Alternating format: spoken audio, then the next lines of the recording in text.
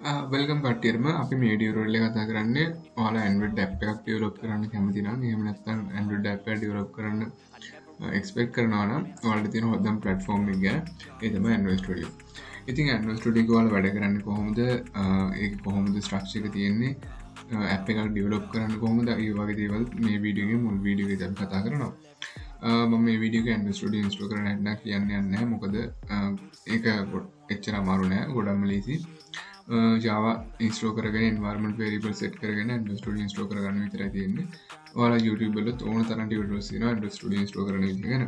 ඉතින් මම දැනටමත් Android Studio install කරගෙන ඉන්න නිසා මට ඒක කරන්න විදියක් නැහැ. ඒ නිසා අපි මෙතන ඉඳන් ඉස්සරහට කරගෙන යමු කොහොමද ඔයාලා Android Studio එකේ project එකක් create කරගෙන app එකක් develop කරගන්න කියලා.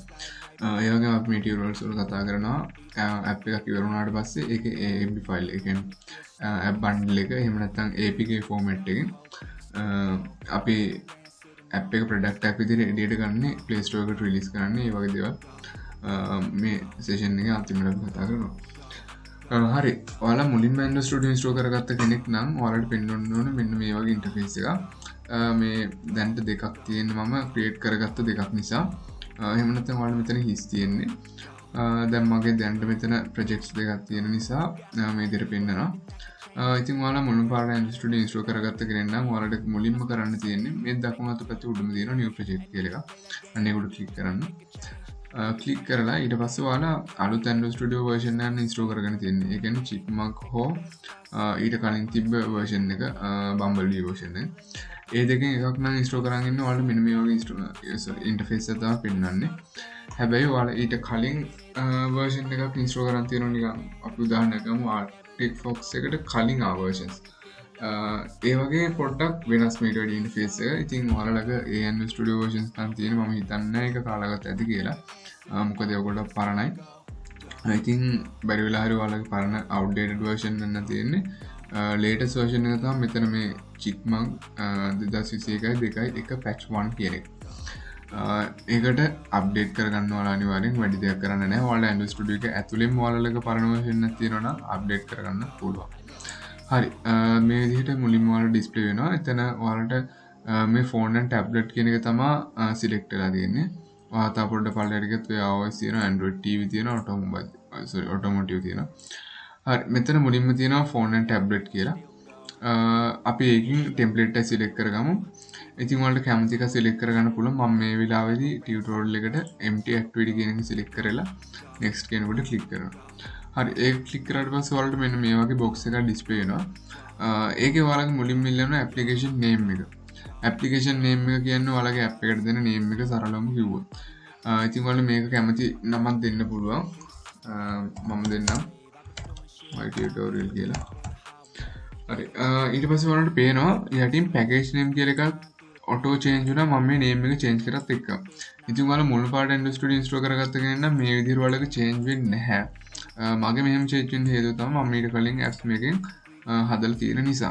එතකොට මේ lk.techseya කියන එක මෙතන static වෙලා තියෙනවා. ඒකයි මම app එකේ name එක දුන්න ගමන් ඊටු ටිකට app එකේ name එක වදිනවා. ඉතින් ඔයාලා මේ package name එක ගැන මට පොඩ්ඩක් කියන්න ඕනේ. package name එක කියන්නේ app එකට unique මොකක් හරි ID එකක් වගේ දෙයක්. මේ ID එක කොයි වෙලාවෙ duplicate වෙන්න බෑ. ඒ නිසා ඔයාලා package name select කරගද්දී අනිවාර්යෙන් සැලකිලිමත් වෙන්න ඕනේ. මේ package name එක වෙන app එකකින් use කරලා නැති වෙනවා කියන එක.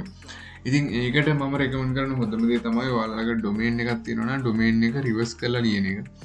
මොකද ඩොමේන් එක කොයි වෙලේවත් ඩුප්ලිකේට් වෙන්නේ නැහැ. දැන් අපි techseya.lk කියලා ගත්තොත් එහෙම තව වෙබ්සයිට් එකක් තියෙන්න බෑ techseya.lk කියලා.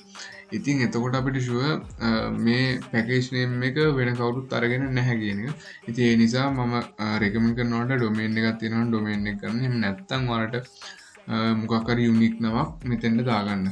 තව දෙයක් මේක ගොඩක් වෙලාවට අපි රිවර්ස් එක ලියන්නේ මොකද techseya.lk කියලා එහෙම ලියන්නේ. දැන් අපි com එකෙන් ගත්තොත් එහෙම techseya.com කියලා එහෙම කියන්නේ සාමාන්‍යයෙන් com.techseya එහෙම නැත්නම් අපි WhatsApp ගත්තොත් com.whatsapp ඒ වගේ තමයි මුලින්ම ඒක තමයි තියෙන්නේ. සාමාන්‍ය රිවර්ස් එකට අපි ලියන්නේ. හරි. ඊට පස්සේ යටින් save location කියලා එකක් තියෙනවා. මේ save location එකේ තියෙන project එකේ save වෙන location එක. මෙතන මගේ දැන් C එකේ users එකේ Android Studio projects කියලා my tutorial කියලා තමයි මේක save වෙන්නේ. ඒ ඔයාලා කැමති නම් මේක චේන්ජ් කරගන්න පුළුවන් මෙතන. හරි. ඊට පස්සේ ඔයාලට ඊළඟ එකේ තියෙනවා ලැන්ග්වේජ් එක මොකක්ද කියලා. ඉතින් මම ඔයාලට මේ ටියුටෝරියල් එක කරන්න ඉන්නේ Java කියන ලැන්ග්වේජ් එකෙන්. ඔයාලට කැමති නම් මෙතනින් Kotlin සිලෙක්ට් කරගන්න පුළුවන්. මම දැන් රෙකමන්ඩ් කරනවා Kotlin. මොකද දැන් ඉන්ඩස්ට්‍රි එක වැඩිම යන්නේ Kotlin එක. මොකද Android development වල key language එක දැන් Kotlin කරලා තියෙන්නේ. ඉස්සර නම් Java. හැබැයි දැන් Kotlin කරලා තියෙන නිසා new vacancies තියෙන ගොඩක් Kotlin developers ලාට. ඉතින් මම ඔයාලට රෙකමන්ඩ් කරනවා Kotlin ඉගෙන ගන්න කියලා.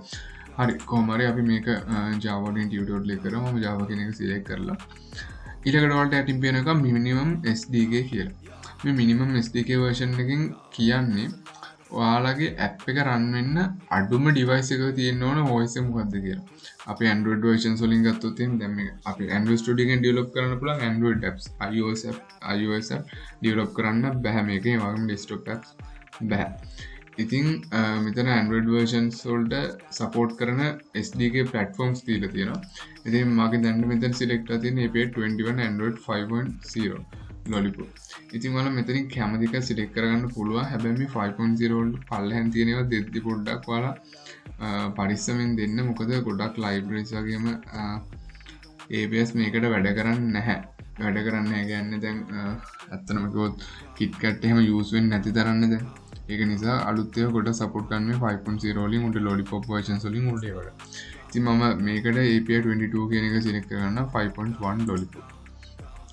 ඔයාලට ඊට පස්සේ යටින් පේනවා මෙතන info mark එක your app will run on approximately 98.1 of devices කියලා.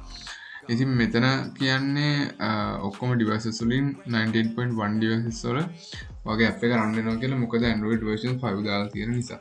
දැන් අපි ඕක දාලා බලමු නිකමට Android 12 එකට දාලා බලමු API 31.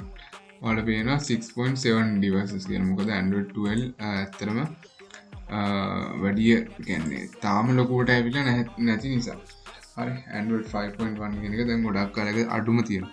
මේක මොන කියන්නේ මේ කියන්නේ මේ අඩුම Android 5.1 වත් තියෙන්න ඕනේ මේ app එක run වෙන්න නම් කියලා කියන්නේ. හරි.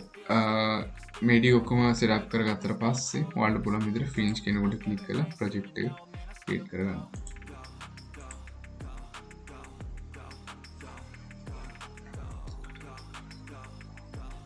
ටික වෙලාවක් යනවා මේක create වෙන්න. ඔයාලා මේ build එක පොඩ්ඩක් බලන් ඉන්න. එතන වෙනවා.